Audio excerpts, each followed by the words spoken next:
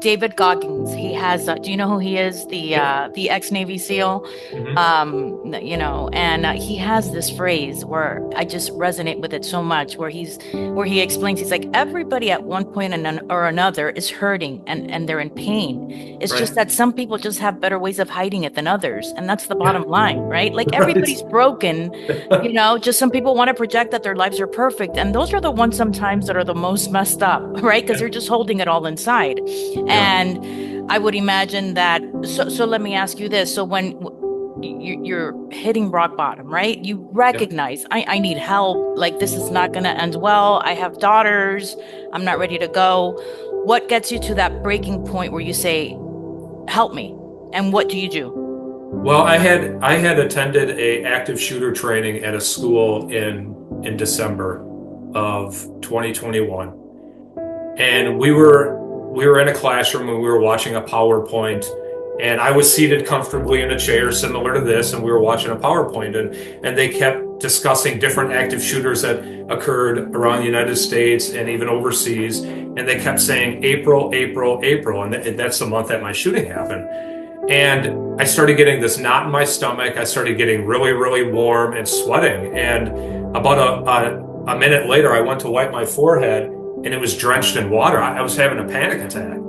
But the first thing I thought of is I have to fight this. I have to hide it. There was probably about 25 other police officers there, and they all knew me. So if I would have said, I can't do this training, I'm struggling, it would have been okay. It really would have been okay because they knew me. They knew what I went through. But, the first thing I thought of, hide it and fight through it. And I did. And then I went on a couple days off. I was a detective at the time, but then on New Year's Eve, I worked a patrol shift for somebody. And I was in uniform, and I got into the squad car, and I was sitting there briefly, and I thought, you know what? Forget it. I quit. I'm not doing this anymore. And I don't think it was that I wanted to quit being a cop. I think it was just I wanted to get help, the right kind of help. I wanted to quit coping the way I had been for years because it wasn't working for me. So, Right. I chatted to my sergeant and said, "Can you meet with me?" And he hopped in the squad with me. And I said, we got to go to the chief right now. I'm quitting. I'm done. I ain't doing this no more. And he goes, "Hold up. No, you're not going to quit. Let's go talk to the chief." And we did. And the chief was supportive. And this was a different chief that was leading our department than the chief that was with me during my shooting. And he sent me home. And before I was able to come back to work, probably about a few weeks later, he said, "You have to get a psychological evaluation." And I said, "I'm all for that. I'm a mental health advocate. I believe in it. I've been speaking about what I've been going through since 2019. Let's go. I don't have any problem with that." But then I scheduled the appointment, and the day of the appointment, it was scheduled from 9 a.m. to 4 p.m. And when I'm driving there, I'm thinking all kinds of stuff in my head. And one of the things was, I'm going to lie. I'm going to beat this test. I'm not going to be honest. And then I'm going to go back to work. And then when I got there and I'm sitting in the waiting room, I thought to myself, Adam, the only way that you're going to get better and get the help you need is to be honest. You have to be honest. So I was. And I was diagnosed with PTSD, manic depressive disorder, acute stress, dissociative features, and then I have a copy of the actual psychological evaluation right here. And when I was reading it, I started crying because it was like, it's totally me. It's all the answers of why I've been acting the way I had been over the years. And, it talked about maybe distant, may have difficulties being in a relationship. There were suicidal ideations in there, which actually I had to go on a safety plan. But this was full of answers. I saw this as full of answers. Why? Because I was honest. So then I thought to myself, how do I get better? What do I got to do to get better? And the psychologist said, he recommended a 6-month short-term disability, which I presented this to the police department and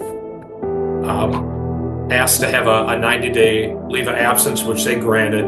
And during that time, I was attending therapy 2-3 times a week. But even through all that, I wasn't getting disability pay. I didn't get workers' compensation. I had to apply for unemployment. And that really upset me because I'm thinking, for years I pay health insurance, so if Right. something like this happens, I can be taken care of. And I totally believe, because it was a mental health thing, that I didn't get paid. If I would have broke my arm, my Right. leg, my A back, 100%. I would have got paid. Hmm. So I needed help financially, and I was getting $300 every week. My credit report dropped, or credit score dropped, everything. I couldn't pay bills. And then after 90 days, I was terminated. I was called in and had a meeting with the chief, and they said he literally had two sheets. One was a resignation letter, which is a copy of it right here, and one was a termination letter.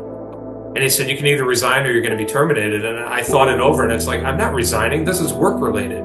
Everybody knows it's legit. This isn't BS. I'm not Right. making this up. So I chose not to resign, and they terminated me. And I'm still at a loss because I had never been disciplined. I had never been suspended. I received multiple department awards, awards through the state, awards through the police associations. And then all of a sudden I felt like they just washed their hands of me. And that was it. My whole dream of being an Urquhart man was over. And I was walked out of the police department, and I thought, what now? What if I would have went home and killed myself? Nobody Right. checked on me. Right. My life, all I ever wanted to be was a cop. That's it. That's all and I had worked there for 14 years. And I'm thinking, yeah, I just felt abandoned. I felt ghosted. Nobody chatted, texted, called me, nothing. It was almost like they were just not our problem anymore. They didn't want any association with you at that point, right? Like you were the Right. problem.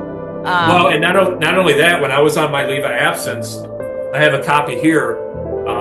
One of the supervisors came out to my house, and I lived outside of the community, and gave me an order to immediately cease and desist, speaking about my personal mental health regarding the shooting. Right. And it even talks about the date and time and complaint number of the shooting, and it's like, okay, but I've been doing this since 2019. I've been speaking at churches and colleges and you name it, and everybody's been supportive. And now why all of a sudden I can't do that?